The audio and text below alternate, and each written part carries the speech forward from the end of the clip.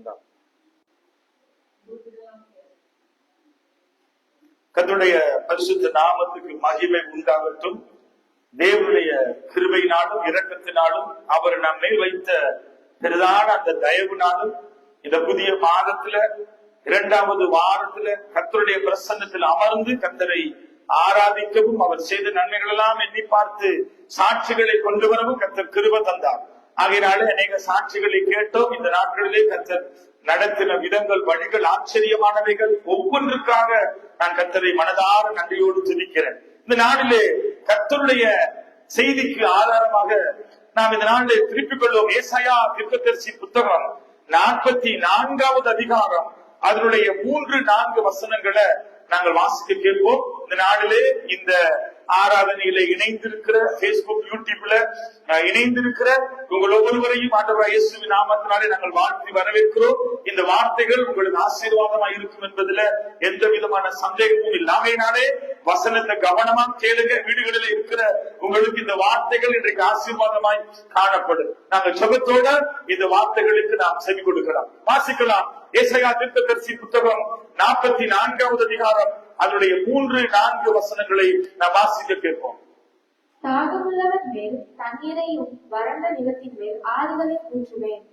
உன் சந்ததியின் மேல் என் ஆவியையும் உன் சந்தானத்தின் மேல் என் ஆசீர்வாதத்தையும் ஊற்றுவேன். ஆண்டவராகிய தேவன் இந்த 3வது வசனத்துல ஒரு விதமான வாக்குத்தத்தத்தை சொல்லுவதை கவனித்து பார்க்கிறோம். தாகம் உள்ளவன் மேல தண்ணீரையும் வறண்ட நிலத்தின் மேல அங்க பார்க்கிறோம் ஆறுகளையும் ஊற்றுவேன்.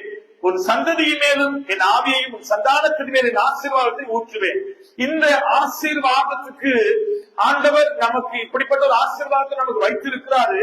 இந்த ஆசீர்வாதத்தை நம்ம பெற்றுக் கொள்வதற்கு நாம் அதுல இன்றைக்கு தகுதி உள்ளவராய் மாற வேண்டும். கர்த்தர் அவர் உள்ளவராய் இருக்கிறார். அவர் சொல்லுறார், நான் உன் ஆசீர்வதிப்பேன், உன் சந்ததியையும் ஆசீர்வதிப்பேன். ஆண்டவர் சொல்றாரு, நான் உன் ஆசீர்வாதத்தை உன் மேல ஊற்றுவேன் என்று சொல்லுகிறார். இங்கே அதனுடைய 4வது வசனத்துல அந்த வசனங்கள் சொல்லுகிறது, அதனாலே அவர்கள் புள்ளில் நடுவே நீர்க்காலில் ஓரத்தில் உள்ள அலறி செடிகளை போல வளருவார்கள். இந்த வசனங்கள்ல நான் கவனித்து பார்க்கிறோம், இங்கே வளருவார்கள். ஆண்டவர் நம்மை ஆசீர்வதித்தால் நம் ஆசீர்வாதத்துல வளர வேண்டும். இன்றைக்கு அநேகர் நம் ஆசீர்வாதத்துல வளர்ந்து இருக்கிறோமா, ஆசீர்வாதத்துல நம்ம பெருகி இருக்கிறோமா என்றுதான் இன்றைக்கு நாம் கவனிக்க வேண்டும் என்று சொல்லி நான் உங்களை பார்த்து கேட்கிறேன். கர்த்தருடைய பிரசன்னத்துல அமர்ந்திருக்கிற நானும் நீங்களும் தேவனுடைய கர்த்தர் நமக்கு கொடுத்திருக்கிற ஆசீர்வாதத்துல நாம் எத்தனை பேர் வளர்ந்து இருக்கிறோம், ஆசீர்வாதத்துல பெருகி இருக்கிறோம். இன்றைக்கு வேதம் சொல்லுகிறது, நானும் நீங்களும் ஆசீர்வதிக்கப்பட்ட ஜாதி என்று வேதம் சொல்கிறது. அதனாலே இந்த ஆண்டவராகிய கிறிஸ்துவுக்குள்ள நாங்க வந்து வளர்ந்து வாழ்ந்து அவருடைய ஆசீர்வாதத்துக்குள்ள வளருவதற்கு தேவன் நம்மை அழைத்திருக்கிறார். ஆனா நாங்க ஆண்டவராகிய இயேசு கிறிஸ்துவை அறிந்து கொள்வதற்கு முன்பதாக நாங்க எங்கே இருந்தோம் என்றால் வேதம் தெளிவாய் சொல்கிறது, நாம் முன்னே கிறிஸ்துவிடத்திலே சேராதவர்களாக இருந்தோம், அவருடைய பிள்ளை என்று சொல்வதற்கு தகுதி இல்லாதவர்களாக இருந்தோம், காணியாட்சிக்கு புறமானவர்களாக இருந்தோம், வாக்குத்தத்தத்திற்கு அந்நியராக இருந்தோம், நம்பிக்கை இல்லாதவர்களாக இருந்தோம். இப்படி பல காரியங்கள் நமக்கு கர்த்தரை அறிந்து கொள்ள முன்பதாக இருந்தது. இப்படி இருந்த நம்மை கிறிஸ்துவின் இரத்தத்தின் மூலமாக நம்மை மீட்டுக் கொண்டு அவரோட கூட நம்மை ஒட்ட வைத்தாராம். வேதம் சொல்கிறது, ஒன்றுமில்லாத இருந்த எங்களை ஆண்டவர் சொல்கிறாரு, நான் உன்னை ஆசீர்வதித்து ஒரு சந்ததியை பெருக பண்ணுவேன் என்று சொன்னது மாத்திரமல்ல, ஆண்டவராகிய தேவன் நம்ம எங்க இருந்து கொண்டு வந்தாரு. நல்ல பாடல்களை நம்ம பாடுறோம். ஒன்றுமில்லாத என்ன உயர்த்தி வைத்தார்கள்லாம் அருமையான பாடல்கள் எல்லாம் நம்ம பாடுறோம். நாம எங்க இருந்தோம் நம்மை கர்த்தர் கொண்டு வந்து அவரோடு கூட இணைத்திருக்கிறார். தேவன் நம்முடைய பிள்ளைகளாக நம்மை மாற்றினார். கல்வாரியிலே அவர் சிந்தின இரத்தத்தின் மூலமாக அப்பா பிதாவே என்று கூப்பிடத்தக்க சுதந்திரத்தை, புத்திர சுவீகாரத்தை நமக்கு தந்திருக்கிறார். அதனாலே வாக்குத்தத்தங்கள் எல்லாம் நமக்கு அருளி இருக்கிறார். கிருபாசன தண்டையிலே தைரியமாய் வரக்கூடிய கிருபையை தேவன் நமக்கு தந்திருக்கிறார். இவை அனைத்தும் வேதம் சொல்கிறது நம்மாலே உண்டானது அல்ல, அது தேவனுடைய கிருபை, தேவனுடைய ஈவு என்று சொல்லி நாங்கள் வாசிக்கிறோம். அதனாலே நானும் நீங்களும் என்ன நிலையில இருந்தோம், கர்த்தர் நம்ம எங்க இருந்து கொண்டு வந்தார் என்பதை நாம் ஒரு நாளும் மறக்க கூடாது. அதனாலதான் சொல்றாரு, கடந்து வந்த பாதையை திரும்பி பார்த்து கண்ணீரோடு நன்றி செலுத்த வேண்டும். இன்றைக்கு கர்த்தர் நம்ம எங்கே இருந்து கொண்டு வந்தார், நாம் அவருக்கு எப்படிப்பட்ட நன்றி உள்ளவர்களா இருக்கும் என்பதை குறித்து நாம் தியானித்து செபிக்க போகிறோம். வாசிக்கலாம், ரோமருக்கு நிருபம் 11வது அதிகாரம் அதனுடைய 23, 24 வசனங்கள். ரோமர் 11, 23, 24. அன்றையும் அவர்கள் அவிசுவாசத்திலே நிலைத்திராதிருந்தால் அவர்களும் ஒட்ட வைக்கப்படுவார்கள். அவர்களை மறுபடியும் ஒட்ட வைக்கிறதற்கு தேவன் வல்லவராய் இருக்கிறாரே. இங்கே வசனம் அழகா சொல்லுகிறது பாருங்க, அன்றியும் அவர்கள் அவிசுவாசத்தினாலே நிலைத்திராதிருந்தால் அவர்களும் ஒட்ட வைக்கப்படுவார்கள். அவர்களை மறுபடியும் ஒட்ட வைக்கிறதற்கு தேவன் வல்லவராய் இருக்கிறார். சுபாவத்தின்படியே பாருங்க, காத்தொளி மரத்தில் இருந்து நீ வெட்டப்பட்டு சுபாவத்திற்கு விரோதமாக நல்ல ஒலிவ மரத்திலே ஒட்டப்பட்டிருந்தார்.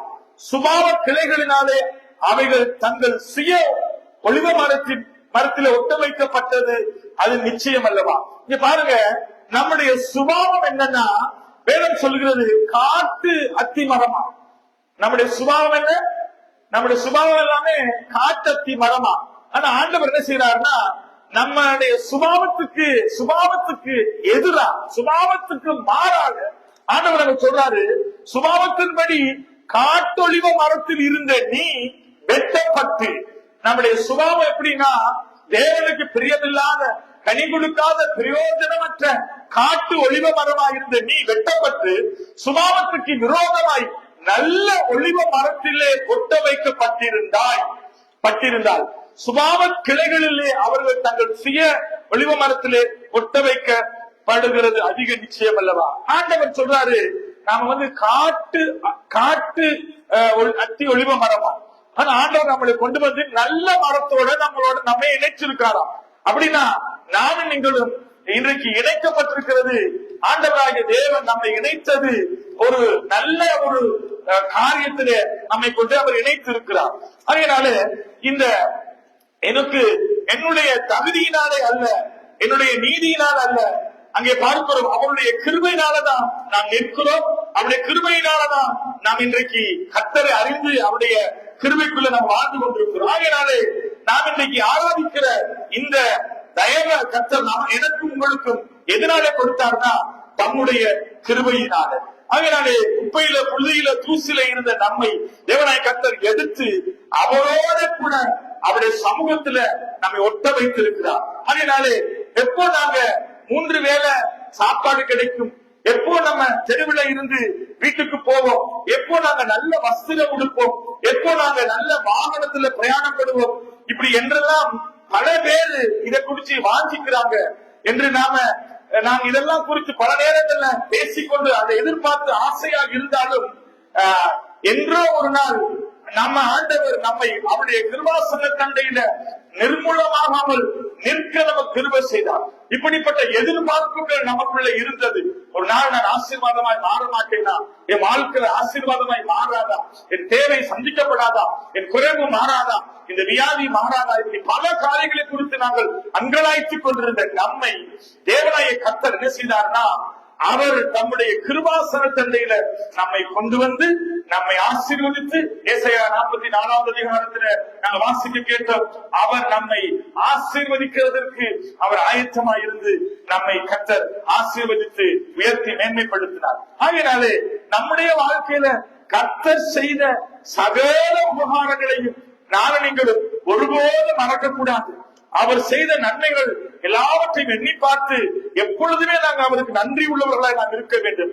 நம்முடைய வாழ்க்கையில கர்த்தர் நம்மை உயர்த்தி ஆசீர்வதிக்கிற பொழுது நமக்குள்ள ஒருபோதும் மேட்டுமையான எண்ணங்கள், மேட்டுமையான பேச்சு, மேட்டுமையான பார்வைகள், பெருமைகள், இவை அனைத்தையும் நாம் விட்டு அவருடைய கிருபையினாலே நாம் ஒட்ட வைக்கப்பட்டிருக்கிறோம் என்கிறத நம்ம ஒருபோதும் மறந்து போகக்கூடாது. ஆகையினாலே வேதம் சொல்லுகிறது, நம் வாழ்க்கையில பெருமை உள்ளவர்களாய் நாம் காணப்படுவோமானால் தேவனாய் கர்த்தருடைய வேதம் சொல்லுகிறது, பெருமை உள்ளவனை கர்த்தர் என்ன செய்யறாரா, எங்க இருக்காரு, தூரமா எதிர்த்து நிற்கிறார் சொல்லி வேதம் சொல்லுது. அதனால கர்த்தரை மறக்கிறவர்கள் இவைகளை கொஞ்சம் நாம சிந்திச்சு பார்த்து கர்த்தரை நம்ம மறந்துவிடக் கூடாது. காரணம் என்னவென்றால், தேவனை மறக்கிறவர்கள் வாழ்க்கையில அவர்கள் கர்த்தரிடத்துல வந்து ஆசீர்வாதங்களை, சுகத்தை, சமாதானத்தை, விடுதலைய, பலவிதமான காரியத்தை பெற்றுக் கொள்வார்கள். ஆனா சில நேரங்கள்ல கர்த்தரை மறந்து விடுவார்கள். கர்த்தருடைய பாதத்துல வந்து நன்றி உள்ளவர்களாய் நிற்க கூடாதபடிக்கு இருதயம் கடினப்பட்டு போகும். ஆகையினாலே தேவனை மறக்கிறவர்களுடைய தேவன் கர்த்தரை மறந்து போனவர்கள் அவரோடு கூட உறவு கொள்ள மாட்டார்கள். கர்த்தரோடு கூட அங்கே வாழ்கிறவர்கள் அவரோடு கூட நன்றி இல்லாதவர்கள் அவரோடு கூட நடக்க மாட்டார்கள். கர்த்தருடைய தேவனுடைய ஆலோசனைக்கு காத்திருக்க மாட்டார்கள். கர்த்தருடைய சத்தத்துக்கு தங்களை காத்திருக்க பண்ணி அல்லது அதற்காக அவர்கள் அமர்ந்திருந்து கர்த்தருடைய சத்தத்தை கேட்பதற்கு அவர்களுக்கு மிகவும் கடினமா இருக்கும். கர்த்தருக்குள்ள அவர்கள் நன்றி செலுத்துவதை அவர்கள் செய்ய மாட்டார்கள். கர்த்தரை நோக்கி கூப்பிட்டு அவருடைய பாதத்துல காத்திருக்க மாட்டார்கள். இப்படி பல காரியங்கள் உண்டு. இப்படிப்பட்டவர்கள் கர்த்தரை விட்டு தூரமாய் போவார்கள். ஆகையினாலே நானும் நீங்களும் எச்சரிக்கையா இருக்க வேண்டும். ஏன்னா தேவனை நாங்கள் மறக்காதபடிக்கு நாம் அவரோடு கூட இணைக்கப்பட்டவர்களாய் நாம எங்கோ இருந்து வெட்டப்பட்டு ஒட்டப்பட்டிருக்கிறோம். ஆகையினாலே கர்த்தரோடு இணைக்கப்பட்டிருக்கிற நாம் மறந்து போகாதபடிக்கு நாம் எச்சரிக்கையா இருக்க வேண்டும். ஆகையினாலே பாருங்க, யோசேப்பு ஆடு மேய்க்கிறவன் தான், தேவனை மறக்கவில்லை. குப்பையில் இருந்தவன் ஆண்டவர் கோபுரத்துல உயர்த்தி வைத்தார். பாருங்க, தேவனை மறக்கிறவர்கள் தன்னை வெளிப்படுத்துவார்களா, தங்களுடைய மேட்டுமையான காரியங்களை பேசுவார்கள். ஆண்டவரை மறக்கிறது எப்படின்னா, நான் இப்படி வேலை செய்த, நான் ஆசீர்வாதமா இருக்கிறேன், நான் இப்படி இருக்கிறேன், நான் உயர்ந்த இடத்துல இருக்க, நான் உயர்ந்த வேலை, உயர்ந்த படிப்பு, உயர்ந்த பட்டம், இப்படிப்பட்ட காரியங்களை சொல்லி தங்களை வெளிப்படுத்துவார்கள். தன்னை மறக்கிறவர்கள் தேவனை வெளிப்படுத்துவார்கள். இன்றைக்கு நானும் நீங்களும் கர்த்தரை மகிமைப்படுத்துவர்களா இருப்போமானால் நம்முடைய வாழ்க்கையில தேவனாகிய கர்த்தர் நம்மை பிரியமா இருப்பார். ஆகையாலே எப்போதும் நாம் எச்சரிக்கையா இருக்க வேண்டும். தேவன் எப்போது என்னோடு கூட இருந்தார் என்பதை நாம் மறந்து போகக்கூடாது. வாசிக்கலாம், சங்கீதம் 106 அதிகாரம் அதனுடைய 13வது வசனம். சங்கீதம் 106:13.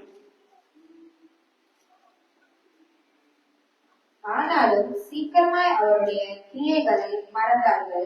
அவருடைய ஆலோசனைக்கு அவர்கள் காத்திராமல் வனாந்தரத்திலே இச்சையுள்ளவர்களாகி அவாந்தர வெளியிலே தேவனை பரீட்சை பார்த்தார்கள். பாருங்க, சீக்கிரமாய் அவர்கள் கர்த்தரை மறந்து வனாந்தரத்துல இச்சை உள்ளவர்களாகி உலக காரியத்தின் மேல ஆசை வைத்தார்களாம்.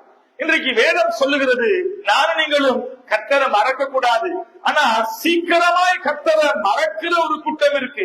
அதனால 2 நிமிஷம் அவர் உனக்கு செய்த எல்லா நன்மைகளையும் கொஞ்சம் அப்படியே கண்ணை மூடி யோசிச்சு பார்த்தா எத்தனை நன்மைகள், எத்தனை கிருபைகள். இன்னைக்கு நானும் நீங்கள் நம்ம இருதயத்தை தட்டி நாம கேட்போமா இருந்தா, நாங்க கர்த்தரை மறக்கிறவர்களா அல்லது கர்த்தரை மகிமைப்படுத்துறவர்களா? சங்கீதம் 103 அதனுடைய 3, 4, 5 வசனங்களை நான் வாசிக்கலாம். சங்கீதம் 103, 3, 4, 5. என் ஆத்துமாவே கர்த்தரை ஸ்தோத்திரி, என் முழு உள்ளமே அவருடைய பரிசுத்த நாமத்தை ஸ்தோத்திரி. என் ஆத்துமாவே கர்த்தரை ஸ்தோத்திரி, அவர் செய்த சகல உபகாரங்களை மறவாதே. பாருங்க, அவர் செய்த சகல உபகாரங்களையும் மறவாதே. இன்னைக்கு ஆண்டவர் செய்த உபகாரங்கள் எல்லாம் நாம இன்னைக்கு ஒருவேளை மறந்து போயிருக்கிறோமா, அல்லது அவர் செய்த நன்மைகளை மறந்து 4, 5 வாசிட்டீங்களா சித்தி? அப்ப அவர் செய்த நன்மைகள் எல்லாம் ஒருவேளை நம்ம மறந்திருப்போமானால் இன்றைக்கு நாம் அதெல்லாம் மறந்து தேவனை விட்டு விலகி போகாதபடிக்கு அவர் செய்த எல்லா நன்மைகளையும் எண்ணி பார்த்து நன்றி சொல்லுகிறவர்களாய் நாம் காணப்பட வேண்டும். வேதத்துல வாசிக்கிற 10 குஷ்டரோகிகள் இருந்தாங்க, சுகமாக்கப்பட்டாங்க. ஆனா திரும்பி வந்தது எத்தனை பேர்? ஒருவன் மாத்திரம் தான். 9 பேர் நன்றி இல்லாதவர்களா இருந்தாங்க. எப்பொழுதும் நாங்க மறக்க கூடாத ஒரு காரியம் என்னவென்றால், ஆண்டவர் நம்மை எங்க இருந்து கொண்டு வந்தார் என்பதை நாங்க மறக்க கூடாது. அதனால நாங்க எசேக்கியேல் 16வது அதிகாரம் அதனுடைய 6வது வசனத்தை வாசிக்கலாம். எசேக்கியேல் 16:6. பழைய ஏற்பாட்டுல 974வது பக்கம்.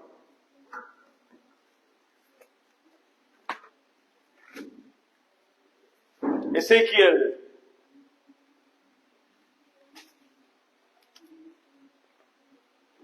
இந்த வசனங்கள் எல்லாமே நாம வாசிக்கும் பொழுது அதற்கு நம்ம கவனமாய் நாம் செவி கொடுக்க வேண்டும். காரணம் என்னவென்றால், இதெல்லாம் ரொம்ப ஆண்டவர் நம் மேல எப்படி நம்ம மேல அவர் இரக்கம் வைத்தார் என்பதை அந்த வசனங்கள் காண்பித்து கொடுக்கிற. எசேக்கியேல் 16:6 வசனம், நான் உன் அருகே கடந்து போகும்போது நீ மிதிக்கப்படுவதற்கு ஏதுவாய் உன் இரத்தத்திலே கிடந்ததை கண்டு உன் இரத்தத்திலே கிடக்கிற உன்னை பார்த்து பிழைத்திரு என்றேன். ஆம், உன் இரத்தத்திலே கிடக்கிற உன்னை பார்த்து பிழைத்திரு என்று சொன்னேன். பாருங்க, நானும் நீங்களும் ஆண்டவர் நம்ம அருகில கடந்து போகிற பொழுது நாங்க எதுல கடந்தோமா? இரத்தத்துல தோய்க்கப்பட்டிருந்தோம். நம்மை பார்த்து ஆண்டவர் சொன்னாரா பிழைத்திரு என்று சொல்லி சொன்ன வசனம் சொல்லுகிறது. எசேக்கியேல் 16ஆம் அதிகாரம் அதே அதிகாரத்தில் 22வது வசனத்தை வாசிக்கிற பொழுது, நீ உன் எல்லா அருவருப்புகளிலும் வேசித்தனங்களிலும் நடக்கும் போது நிர்வாணமும் அம்மனமுமாய் இருந்த உன்னை உன் இரத்தத்தில மிதிக்கப்படுவதற்கு ஏதுவாய் இருந்த கிடந்தவனுமாய் இருக்கிற ஒரு சிறு வயது நாட்களை நினைத்து பாராமல் போனாய். ஆண்டவர் சொல்றாரு, சிறு வயது நாட்களில நீ செய்த காரியங்கள் அல்லது நீ இருந்த சூழ்நிலைகளை நீ என்ன செய்யாம போயிட்ட, நினைத்து பாராமல் போயிட்ட. அதனால எப்பொழுதும் கர்த்தர் நம்ம எங்க இருந்து கொண்டு வந்தாரோ, மிதிக்கப்படுவதற்கு ஏதுவாயிருந்த நம்மை, அங்கே நிர்வாணியாயிருந்த நம்மை தேவனாய கர்த்தர் நம்மை கண்டு நமக்கு என்ன சொன்னாரா? பிழைத்திரு என்று சொன்னாரா? அப்படித்தான் கர்த்தர் நம்மை பிழைக்க செய்தார். இன்றைக்கு அப்படி தேவனாய கர்த்தர் நம்மை அழைத்து அவர் நம்மை அபிஷேகம் பண்ணி அவர் நம்முடைய கிருபையினாலும் இரக்கத்தினாலும் தயவினாலும் நம்மை கிருபையாய் அவர் நடத்தி வந்த வழிகள் எல்லாவற்றையும் நாங்க ஒரு விஷயம் நாம திரும்பி பார்த்து நாம் சொல்ல வேண்டும். நான் நிற்பதும் நிர்மூலமாக இருப்பதும் அவருடைய சுத்த கிருபை என்று சொல்ல வேண்டும். இன்னைக்கு நம்ம எத்தனை பேர் இதை நாம் சொல்லுகிறோம்? சிறு வயதிலே இருந்ததை மறந்துட்டியா? அப்படி உன்னை உயர்த்தினதை கர்த்தர் உயர்த்தினதை மறக்க கூடாது. இவை அனைத்தையும் என் தேவனால உண்டானது. சுகம், பலன், ஆரோக்கியம், படிப்பு, பட்டம், பேர், புகழ், இப்படி எல்லா விதமான கனம், பிள்ளைகள், குடும்பம், கணவன், மனைவி, இப்படிப்பட்ட எல்லா வீடு, ஆசீர்வாதங்கள், வேலை, வருமானம் எல்லாமே கர்த்தர் தந்தது. இத்தனை நன்மைகளையும் மறந்து போக கூடாது என்றுதான் ஆண்டவருடைய வேதம் நமக்கு சொல்கிறது. ஆகையினாலே இன்றைக்கு சில நேரங்கள்ல நம்ம ஆண்டவரிடத்துல வந்து ஆசீர்வாதத்தை பெற்றுக்கொண்டு எதற்கு சபைக்கு போகணும், எதற்கு தேவனை துதிக்கணும், எதற்கு 3 நேரம் ஜெபிக்கணும், எதற்கு ஆண்டவருக்கு நன்றி செலுத்தணும், எதற்கு நான் ஊழியம் செய்யணும், எதற்கு பரிசுத்தமா இருக்கணும், எதற்கு சாட்சியாக வாழணும், ஏன் நம்ம காணிக்க கொடுக்கணும், ஏன் நம்ம கனி கொடுக்கணும், ஏன் நம்ம சபையில போய் நேரத்தை செலவழிக்கணும், இப்படி பல விதமான கேள்விகளோடு கூட பல கிறிஸ்தவர்கள் இன்னைக்கு வாழ்ந்து கொண்டிருக்கிறார்கள். அவர்கள் எல்லாரையும் பார்த்து நான் இன்றைக்கு சொல்ல விரும்புகிற ஒரே ஒரு காரியம், அவர் எதற்காக தன் சிங்காசனத்தை விட்டு மகிமையை விட்டு இறங்கி வந்தாருன்னா, இவ்விதமாய் நீ என்னுடையவளா இருக்க வேண்டும் என்று சொல்லி நம்மை அவர் ரட்சிப்பதற்கு, நம்மை அவர் விடுவிப்பதற்கு தான் ஆண்டவர் வந்தார். எசேக்கியேல் 16:8 நாங்க வாசிக்கிறோம். ஆண்டவருடைய வேதத்துல ஆண்டவர் எதற்காக இந்த பூமிக்கு வந்து நம்மை ரட்சித்தார் அல்லது நம்மை மீட்டுக் கொண்டார் என்பதை அந்த வசனங்கள் மிகவும் தெளிவாய் சொல்லுகிறது. எசேக்கியேல் 16:8 வாசிக்கிறோம். நான் உன் அருகே கடந்து போன போது உன்னை பார்த்தேன், இதோ உன் காலம் பருவ காலமாக இருந்தது. அப்பொழுது உன் வஸ்திரம் உன் மேல் விரித்து உன் நிர்வாணத்தை மூடி உனக்கு ஆணையிட்டு கொடுத்த உன்னோடு உடன்படிக்கை பண்ணினேன் என்று கர்த்தராய் ஆண்டவர் சொல்லுகிறார். இவ்விதமாய் நீ என்னுடையவளானாய். ஆண்டவர் சொல்றாருன்னா, நானும் நீங்களும் அவருடையவளாய் அல்லது அவருடையவளாய் நானும் நீங்களும் ஆண்டவர் நம்மை கொண்டு முன்பதாகவே ஆண்டவர் நம்முடைய பாவத்தை மன்னித்து நம்மை பரிசுத்தப்படுத்தி நம்மை நீதிமானாய் மாற்றி நம்முடைய வாழ்க்கையில் இருக்கிற எல்லா விதமான சஞ்சலங்களை மாற்றி எல்லா விதத்திலும் கர்த்தர் நம்மை நடத்தி வந்தார் என்று சொல்லி வேதம் சொல்லுகிறது. ஆகையினாலே நான் நீங்களும் இந்த காலையில இந்த வசனத்தை தியானிக்கிற பொழுது, இந்த ஃபேனை கொஞ்சம் குறைச்சு விடு, தியானிக்கிற பொழுது இந்த வசனங்கள் தெளிவா சொல்லப்படுகிறது. நாம் பெற்றுக்கொண்ட கிருபையை நாம ஒரு நாளும் மறக்க கூடாது. நாம் பெற்றுக்கொண்ட சுகத்தை, விடுதலைய நாம் ஒரு நாளும் மறக்க கூடாது. நாம் கர்த்தரிடத்திலே நாம் பெற்றுக்கொண்ட அந்த ரட்சிப்பை ஒரு நாளும் விட்டு விலகக்கூடாது. அந்த ரட்சிப்பின் அனுபவத்தை ஒரு நாள் நம்ம மறந்து போக கூடாது. ஆகையாலே அவர் செய்ய நினைத்ததை நினைத்து நாம் எப்போதும் என்ன செய்யணுமா? நன்றி செலுத்த வேண்டும். நாம் பெற்றுக்கொண்டத தேவ கிருபைய ஒரு நாளும் மறக்க கூடாது. அதனாலே இன்றைக்கு ஏன் மனுஷரெல்லாம் நாம மனுஷ தயவை தேடி தேடி ஓடுகிறோம்னா, மனுஷன் செய்யற காரியத்துக்கு நன்றி உள்ளவர்களாக இன்றைக்கு இருக்கிறோம். ஆனா தேவன் செய்ததை எண்ணி பார்த்து நன்றி செலுத்த நமக்கு மிகவும் கஷ்டம். அதனாலே வீட்டுல இன்னைக்கு நஷ்டம் வராதபடிக்கு, உங்க வீட்டுல கஷ்டம் வராதபடிக்கு அவர் உனக்கு செய்தது எல்லாவற்றையும் எண்ணி பார்த்து நீ நன்றி செலுத்தி அவரை உயர்த்து.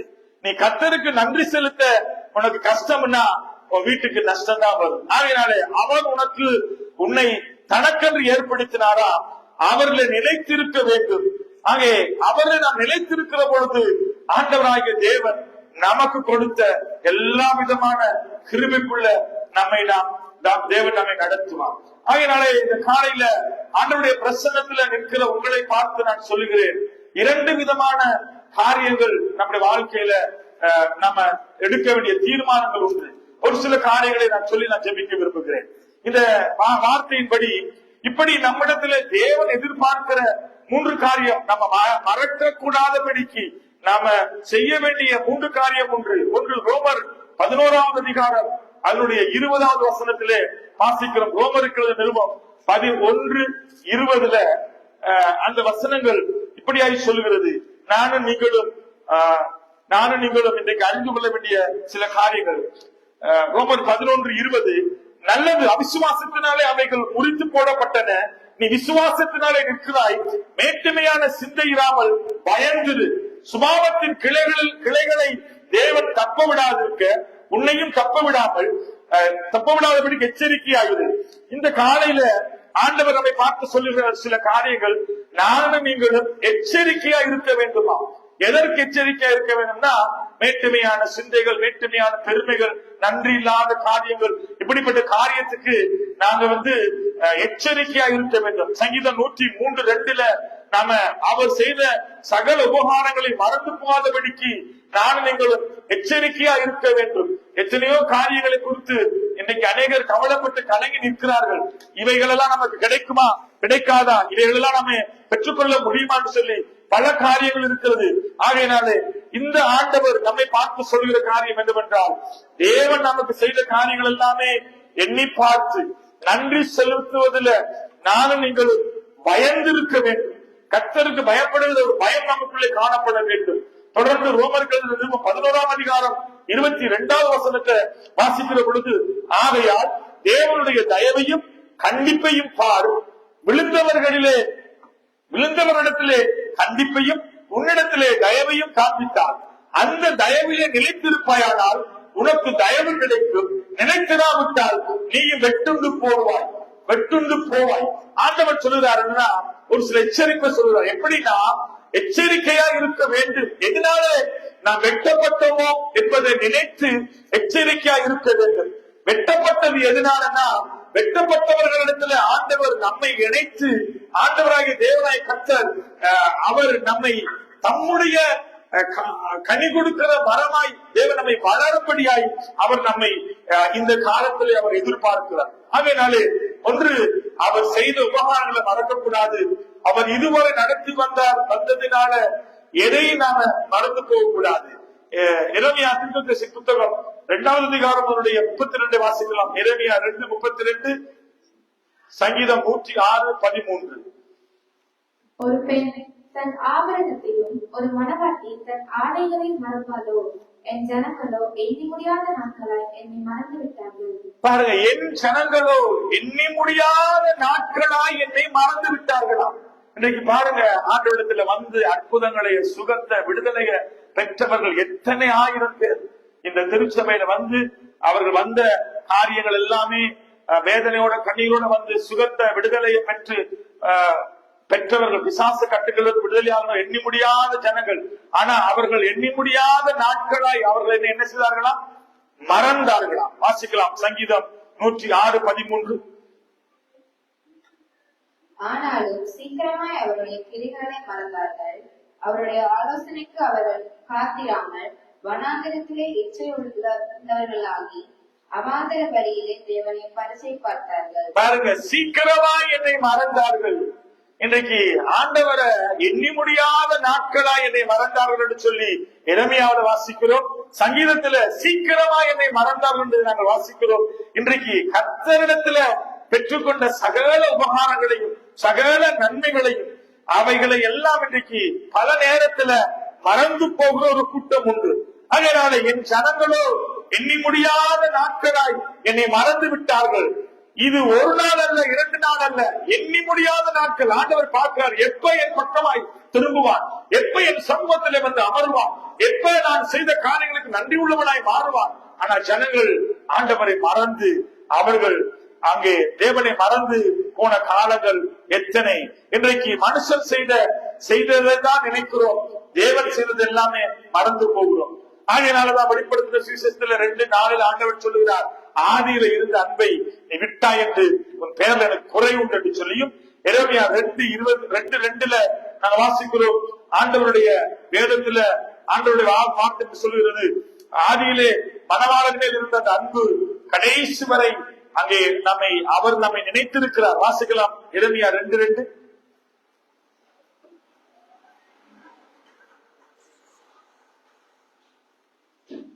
எரேமியா தீர்க்கதரிசி புத்தகம் 2வது அதிகாரம் அதனுடைய 2வது வசனம்.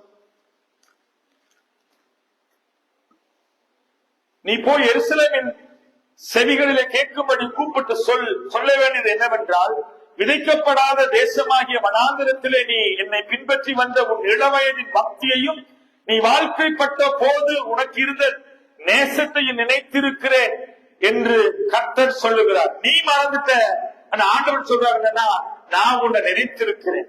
எப்ப இருந்து நினைத்திருக்கிறேன்னா, நீ இளம் வயதுல நீ வாழ்க்கைப்பட்ட போது உனக்கு இருந்த நேசத்தை நினைத்திருக்கிறேன் என்று சொல்லி கர்த்தர் சொல்லுகிறார். ஆகையினால நான் நீங்களும் மறக்க கூடாத ஒரு தேவனை தான் இன்றைக்கு நாம் ஆராய்ச்சிக்கிட்டு இருக்கிறோம். ஆகையினால சங்கீதம் 50வது அதிகாரம் அதனுடைய 22வது வசனத்தை நாங்க வாசிக்கலாம். 50:22 சங்கீதம் 50:22.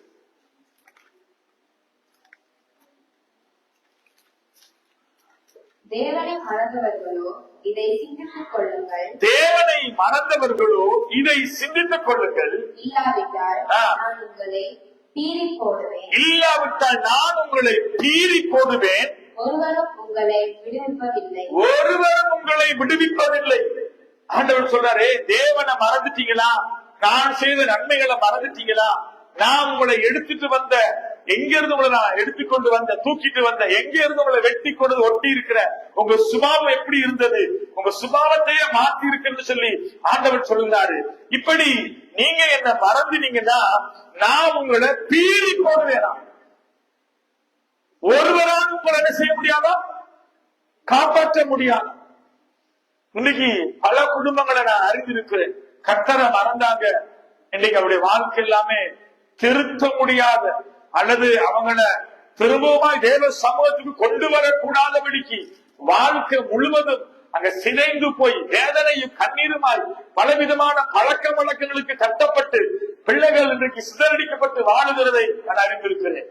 ஆண்டவர் சொல்றாரு, தேவனை மறக்கிறவர்களே, தேவனை மறந்து உலக பிரகாரமாய் உலக பாவத்துல உலக சிற்றின்பங்களில அழிந்து போகிற காரியத்துக்கு நீ இன்னைக்கு இடம் கொடுத்து அதுல வாழ்கிறாயா? ஏதோ ஆண்டவருக்குள்ள வந்து திருமுழுக்க பெற்று கர்த்தரை விட்டு பின்வாங்கி போய் பலவிதமான பாவ செயல்கள பிடி பழக்கத்துல ஏதோ ஒரு காரியத்துல நீ வந்து இன்னைக்கு அகப்பட்டிருப்பாய். ஆனால் ஆண்டவர் சொல்றாரு, நான் உன்னை பீறி போடுவேன். நான் பீறி போட்டா உன்னை ஒருவராலும் என்ன செய்ய முடியாதாம்? விடுவிக்க முடியாதாம், காப்பாற்ற முடியாதாம். திரும்பவும் தேவ சமூகத்துக்கு முன்னால ஒரு நாள் வர முடியாது. இப்படிப்பட்ட காரியத்தை ஆண்டவர் நம்முடைய வாழ்க்கையிலே அனுமதிப்பார். ஆகையினாலே தேவனை மறக்கிறவர்களே, தேவனை மறக்கிறவர்கள் இதை சிந்தித்துக் கொள்ளுங்கள். நான் உங்களை பீறி போடுவேன். ஒருவனாலும் உங்களை என்ன செய்ய முடியாதா? என்ன செய்ய முடியாது? விடுவிக்க முடியாது. ஆகையினால கர்த்தரை மறக்கிறவர்கள் இப்படித்தான் இருப்பாங்கன்றத வேதம் நம்ம காண்பித்து கொடுக்கிறது.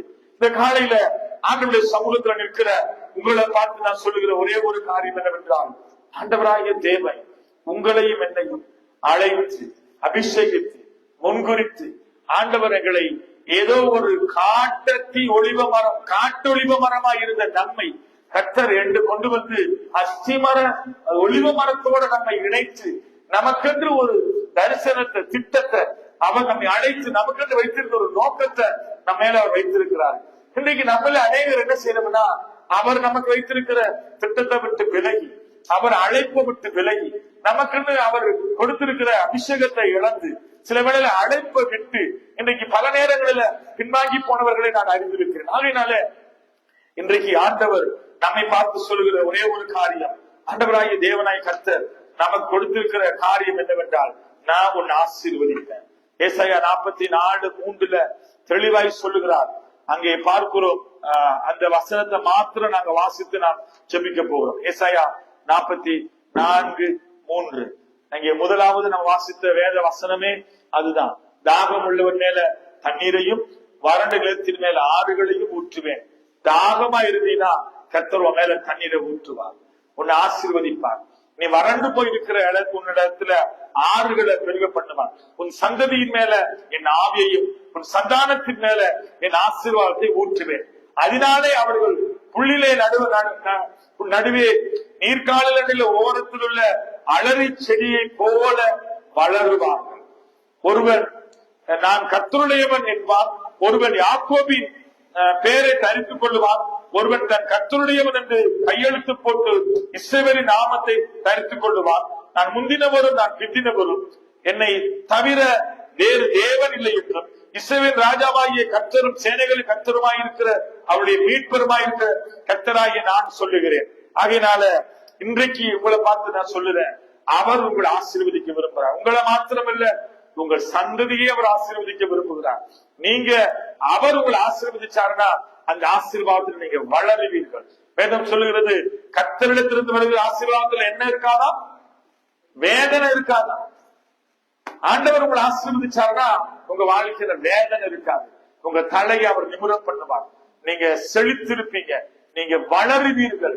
நீங்க ஆண்டவர் உங்களை கொண்டு வந்து முன்குறித்து அழைத்து ஒரு நோக்கத்தோட ஒரு இடத்துல கர்த்தர் உங்களை வைத்திருந்தாருன்னா அந்த இடத்துல நீங்க நின்று சத்தத்தை கேட்டு சித்தத்தை செய்து அவருக்குள்ள நீங்க வளரும் பொழுது அந்த சபைக்கு நீங்க ஆசீர்வாதமா இருப்பீங்க.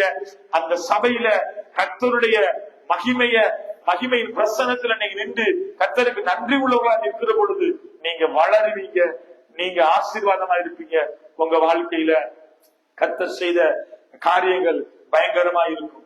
சுற்றி இருக்கிறவர்கள் கண்டு கர்த்தரை மகிமைப்படுத்துவார்கள். ஆனா இன்றைக்கு ரெண்டு பகுதியை நான் உங்களுக்கு காண்பித்து கொடுத்திருக்கிறேன்.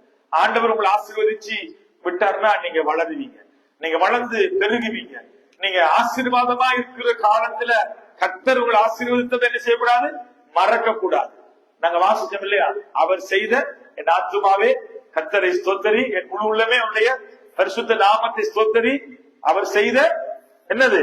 சகல உபகாரங்களையும் மறவாதே. இன்னைக்கு சகல என்று சொல்ற அந்த வார்த்தையில எல்லாமே அதுல குறிக்குது. இன்னைக்கு காலையில ராத்திரி தூங்கி காலையில கண்ணை முழிச்சீங்கன்னா அது தேவன் உங்களுக்கு கொடுத்த என்னது? புதிய நாள். அது ஒரு உபகாரம். சிலர் ராத்திரியிலே தூங்கி காலையில எழுத மாட்டாங்க. மரணத்தின் படுக்கைக்கு போகும்போது சில ராத்திரியில படுத்த ராத்திரிலேயே எடுத்துட்டு போவாங்க ஆஸ்பத்திரிக்கு, ஹாஸ்பிட்டல்ல கொண்டு போய் அட்மிட் பண்ணுவாங்க. வியாதிக்கு போராடிக்கிட்டு இருப்பாங்க. ஆனா கர்த்தர் ஒரு புதிய நாளை காண கொடுத்ததே என்னது? ஒரு பெரிய கிருபை. அப்ப ஆண்டவருக்கு கர்த்தருக்கு நாம எப்பொழுதும் நன்றி உள்ளவர்களாய் நாம் இருக்க வேண்டும். அதனாலதான் வேதத்திலே நாம பல வசனங்களை வாசித்தோம். அநேக நாட்களாய் என்னை மறந்தார்கள். அதனால இன்றைக்கு நானும் நீங்களும் நம்மை கர்த்தர் ஆசீர்வதிச்சாருன்னா நாங்க அவரை மறக்காம நன்றி உள்ளவர்களா இருந்தோம்னா அந்த ஆசீர்வாதத்துக்கு நம்ம வளருவோம். கர்த்தர் நம்மை செழித்திருக்க பண்ணுவார். நாங்க கர்த்தரை மறந்தா கர்த்தர் நம்மை மறப்பார். ஆகையினால நாம கர்த்தரை கோபப்படுத்தினா அவர் நம்ம என்ன செய்வாரா? கீறி போடுவாரா? ஆனா அவர் கீறி போட்டாருன்னா நம்மை ஒருவரால் என்ன செய்ய முடியாது? காப்பாற்ற விடுவிக்க முடியாது. அந்த கீறி போடுறதுன்னா அவங்களுக்கு எப்படி அது புரியுது? அது அர்த்தம் என்னது? கீறி போடுறது அது ஒரு காட்டு மிருகங்கள்கிட்ட இருக்கிற கொம்புகளினால நம்ம அப்படியே கிழிச்சு போடுறது. பெரிய பெரிய மிருகங்கள் எல்லாம் வந்து கொம்பு வச்சுக்கிட்டு இருப்பான், பெரிய கூரான கொம்பு அப்படி இருக்கும். அதுல அப்படி பீறி போடுறதா, அதை கிழிச்சு போட்டா வயிறு கிழிஞ்சிரும், உடல வெளியே வந்துடும், பல விதமான பாடுகளுக்கு நம்ம முகம் கொடுக்க வேண்டி இருக்கும்.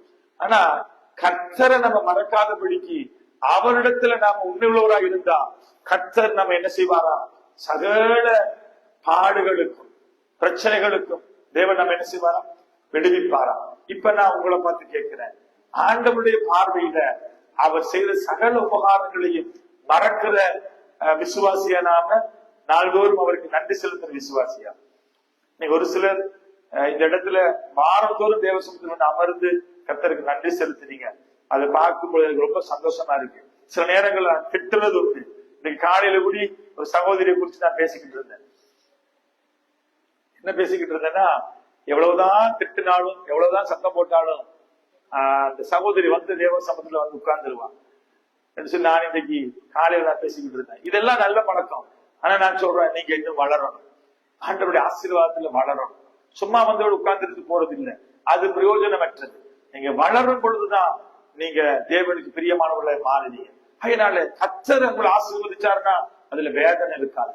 குடும்பம் ஆசீர்வாதமா இருக்கும், பிள்ளைகள் ஆசீர்வாதமா இருக்கும், வருமானம் ஆசீர்வதிக்கப்படும், கையம் பிரயாசம் ஆசீர்வதிக்கப்படும். நீ சபையை தாங்குவ, நீ ஊழியத்துல நீ கர்த்தருக்கு ஊழியத்துல நீ நல்ல இடம் கொடுப்ப, அநேக ஆத்துமாக்களை சபைக்கு கூட்டி சேர்ப்ப, உன் நிமித்தமாக அநேக ஆயிரம் பேர் கிறிஸ்துவை அறிந்து கொள்வார்கள். இதெல்லாம் சாட்சி ஆசீர்வாதமாய் மாறும் பொழுது கர்த்தர் உங்களோடு இருந்து இந்த காரியங்கள் எல்லாம் உங்களுக்கு வாய்க்க பண்ணுவார். அல்லேலூயா. ஆகையினால என் ஆத்துமாவே கர்த்தரை ஸ்தோத்தரி, என் முழு உள்ளமே அவருடைய பரிசுத்த நாமத்தை ஸ்தோத்தரி, என் ஆத்துமாவே கர்த்தரை ஸ்தோத்தரி, அவர் செய்த சகல உபகாரங்களையும் மறவாதே. காலையில ஒவ்வொரு நாளும் வந்து ஆராதனை முடியும் பொழுது நம்ம சொல்லிட்டு தான் போவோம். வாசலை தாண்டி நம்ம அதை மறந்துடுவோம் இல்லையா? இங்க எல்லாம் வந்து சாட்சி கேட்டா கூட சொல்றதுக்கு இன்னைக்கு ஆள் இல்லை, இல்ல அடிச்சு வாங்க வேண்டியதா இருக்கு இல்லையா? ஆண்டவர் நல்ல கல்வியை கொடுத்தாரு, நல்ல எக்ஸாம் எழுதுனாங்க. இன்னைக்கு அவங்க எல்லாம் சாட்சி சொல்லி இருக்கலாம், சாட்சி அவங்க சொல்லல. சொன்னாங்க நல்ல லேசா இருந்துச்சு, நல்ல நல்ல லேசா இலகுவா இருந்துச்சுன்னு சொன்னாங்க எக்ஸாம். ஆனா கர்த்தர் இலகுபடுத்தி கொடுத்தினாரு. ஆனா அவருக்கு ஆண்டவரே கர்த்தர்களுக்கு இந்த எக்ஸாம் எழுத 8 நாளும் 8 சப்ஜெக்டையும் எழுதுறதுக்கு பலனை கொடுத்தாரு, சுகத்தை கொடுத்தாரு. எக்ஸாமுக்கு போற வழிகள் எல்லாம் எங்களை பார்த்து பாதுகாத்து கொண்டு போனாரு. அங்க போய் எழுதும் பொழுது என்ன வரல, டிப்ரெஷன் வரல, தலைவலி வரல, வலையின வரல, ராத்திரியில எந்த விதமான வியாதி காய்ச்சல் வரல. எல்லாத்திலையும் கர்த்தரை பாதுகாத்து கொண்டு போய் இந்த எக்ஸாமை எனக்கு நேர்த்தியா எழுத வைத்தாரு. இப்படி எல்லாம் சாட்சி சொல்லலாம் இல்லையா? அதனால கர்த்தரை மறக்காதீங்க. ஆண்டவர் உங்களுக்கு செய்த ஒவ்வொரு காரியத்தையும் எண்ணி பாருங்க. ஆண்டோட சமூகத்துல வந்து அமர பண்ணுனதே ஒரு கிருபைதான் இல்லையா? எத்தனையோ பேர் இந்த நாளை காணக்கூடாது அப்படின்னு இருக்கிறாங்க. எத்தனையோ சபைகள், எத்தனையோ விசுவாச சபைகள் இன்னைக்கு இல்ல, பாரு உணர்வற்றவர்களா இருக்கிறாங்க. ஆனா நீங்க வந்து தேவ சமூகத்துல அமர்ந்து இருக்கிறீங்க. அமர்ந்திருந்தா என்ன சொல்லணும்? கர்த்தருக்கு சாட்சிகளை கொண்டு வரணும். நீங்க கர்த்தரை மகிமைப்படுத்தினீங்கன்னா கர்த்தர் உங்களை மகிமைப்படுத்துவாங்க. ஆமே. அதனாலதான் அவர் பலப்படி சொல்லுவாங்க, பானையில இருந்தா தான் அகப்பையில வரும். பானையில என்ன இல்ல, அப்ப நன்றி இருந்தா தான் அகப்பைங்கிறதுல அந்த நன்றி அள்ளி எடுக்கலாம் இல்லையா? அதனால உங்களை பார்த்து சொல்றேன், கர்த்தருக்கு நன்றி உள்ளவங்களா இருங்க. ஆண்டவர் உங்களை அழைத்தவருக்கு நீங்க உங்களை முழுவதுமா ஒப்பு கொடுங்க. மனுஷனுக்கு நன்றியா இருக்கிறீங்க, ஆனா தேவனுக்கு எந்த அளவுக்கு நன்றியா இருக்கிறீங்க உங்களை சோதிச்சு பாருங்க. அவர் செய்த சகல உபகாரங்களை மறவாதீங்க. அவர் செய்த காரியங்கள் எல்லாம் எண்ணி பார்த்து திரும்பி பார்த்து மனதார அவருக்கு நன்றி செலுத்துங்க. கர்த்தர் உங்களை ஆசீர்வதித்து உங்களை உயர்த்துவார். நீங்க மறந்து போனீங்கன்னா, நீங்க அவரை விசனப்படுத்தினீங்கன்னா, நீங்க அவரை கோபப்படுத்தினீங்கன்னா, அவர் சொல்ற நான் உங்களை கீறி போடுவேன். அதுக்கு பிறகு அதுக்கு வைத்தியமே கிடையாது. அதுக்கு பிறகு அதுக்கு என்ன இல்ல, பதிலே இல்ல, ஆன்சரே இல்ல. இப்ப எங்க வீட்டுக்காரர் திருத்தவே முடியல பாஸ்டர். ஆமா, திருத்தாம தான் போவாரு. இப்ப அந்த பழக்கத்திலிருந்து அவரை வெளியாக கொண்டு வரவே முடியாம சாகு வரைக்கும் அப்படித்தான் இருப்பாரு. ஏன்னா நீ கர்த்தரை மறந்த, கர்த்தர் ஒண்ணு ஒப்பு கொடுத்தாரு, தீரி போடுறதுக்கு ஒப்பு கொடுத்தாரு. இப்ப என்ன, விடிய விடிய விடிய விடிய என்னது, அவர் வேற உலகத்துல வாழ்ந்துட்டு இருக்காரு. ஆகையினால ஒரு சில வாழ்க்கையில அப்படியே மாறி போயிடும். ராத்திரி 8 மணிக்கு சாப்பிடுற சாப்பாடு விடிய 4 மணிக்கு சாப்பிடுவாங்க. எல்லாமே மாறிடும், எல்லாமே மாறிடும். ஞாபகம் எல்லாமே போயிடும். ஊழியர்கள் மாஸ்டரை கண்டா அவங்களுக்கு வந்து தெரியாது, யாருமே தெரியாது, அந்த மாதிரி மாறிடும். ஆக நான் அவங்களை என்ன சொல்றேன்னா, நீ ஆண்டவரோட பிடிச்சுக்கிற, ஆண்டவரோட நட, ஆண்டவருக்காக நில்லு, கர்த்தருக்காக ஓடு, வைராக்கியமா நில்லு. ஆண்டவர் உங்களையும் உங்க குடும்பத்தையும் ஆசீர்வதிப்பார். ஆண்டவர் இப்போ சொல்றாரு, நான் உன்னை திரும்பவும் இழந்து போன திரும்ப உனக்கு நான் தருவேன். எதெல்லாம் இழந்து போனேன், குடும்பமா வந்து இடத்துல கர்த்தர் அமர பண்ணுவார். உன் கணவனை கர்த்தர் மாற்றுவார், பிள்ளைகளை மாற்றுவார், முரட்டாட்டம் உள்ள பிள்ளைகளை கர்த்தர் மாற்றுவார், நல்ல கீழ்ப்படின பிள்ளைகளை கர்த்தர் கொண்டு வருவார், நல்ல தாய் தகப்பனை கனப்படுத்துற பிள்ளைகளை கர்த்தர் மாற்றுவார். இதெல்லாம் யாருக்கு லேசானது? கர்த்தருக்கு அது லேசானது. நமக்கு தான் என்னது? ஐயோ பாஸ்டர் திருந்தவே மாட்டாளுங்க பாஸ்டர். போன வாரம் எல்லாம் சரியான இன்குவாரி. போன வாரம் ஆராதனை முடிஞ்சு மேல் தட்டுல கொண்டு போய் பயங்கர இன்குவாரி கொடுத்து பனிஷ்மெண்ட் கொடுத்து, ஏன் இதெல்லாம் நாம் பண்றோம்னா ஆண்டவர் உங்களை நேசிக்கிறதுனாலதான். நீங்க வழிவிலகி போகக்கூடாதுன்றதுக்காக கர்த்தர் சில சிற்சிப்புகளை கட்டருவார்.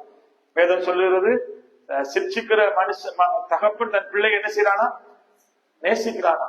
நேசிக்காத பிள்ளைய எந்த தகப்பனும் சிற்சிக்க மாட்டான். ஆறு எக்கடி கட்டாவது போகட்டும், பெரம்ப எடுத்து பெல்ட் எடுத்து நல்லா 2 சாத்தி உட்காரு, இரு ஒழுங்கா படி, ஒழுங்கா பேச்சு, ஒழுங்கா நடன்னு சொல்லி ஒரு தகப்பன் தன் பிள்ளைய எடுத்து சிற்சிக்கிறானா இருந்தா அந்த தகப்பன் அந்த பிள்ளைய மேல என்ன வச்சிருக்கான்? பாசம் வச்சிருக்கிறான். அந்த பிள்ளையோட எதிர்காலம் நல்லா இருக்கணுன்றதுக்காக தான் சிற்சிக்கிறான். ஐயோ அது எப்படியாவது போகட்டும், ஒரு தொலைஞ்சி போயிடுச்சுன்னு சொல்லி விட்டா என்ன செய்யலாம்? தகப்பன் பேசாம இருப்பார். ஆகையினால இதுவும் ஒரு தகப்பனுடைய வீடுதான். இங்க நீங்க வருவீங்களா இருந்தா இங்க உள்ள தகப்பன்னு சிரிச்சிப்பார், நல்லா அடி போடுவார், நல்லா திட்டுவார். எதனால? நீங்க எல்லாம் நல்லா இருக்கும், நல்ல ஆசீர்வாதமா, சந்தோஷமா, சமாதானமா, நல்ல உயர்ந்த ஸ்தானத்துல மகிமை உள்ள கனமுள்ள இடத்துல நீங்க எல்லாம் நிற்கணும் என்றதுக்காகத்தான் இங்க காரியங்கள் நாங்க சொல்லிக் கொடுக்கிறோம். அதனால இதை அசட்ட பண்ணாதிருங்க. இதை எடுத்து நீங்க உங்க வாழ்க்கைக்குள்ள கொண்டு வாங்க. கர்த்தர் உங்களை ஆசீர்வதிப்பார். உங்களையும் உங்கள் பிள்ளைகளையும் உங்கள் எல்லைகளையும் கர்த்தர் ஆசீர்வதித்து உயர்த்தி மேன்மைப்படுத்துவார். அவர் உங்க சந்ததியை மாத்திரமல்ல, உங்க குடும்பத்தை மாத்திரமல்ல, எதிர்கால சந்ததிய 3-4 தலைமுறைய அவர் ஆசீர்வதித்து உயர்த்த அவர் போதுமானவராக இருக்கிறார். ஆகையினாலே God bless you. கர்த்தர் உங்களோடு கூட இருந்து உங்களை ஆசீர்வதிப்பாராக. ஆமென்.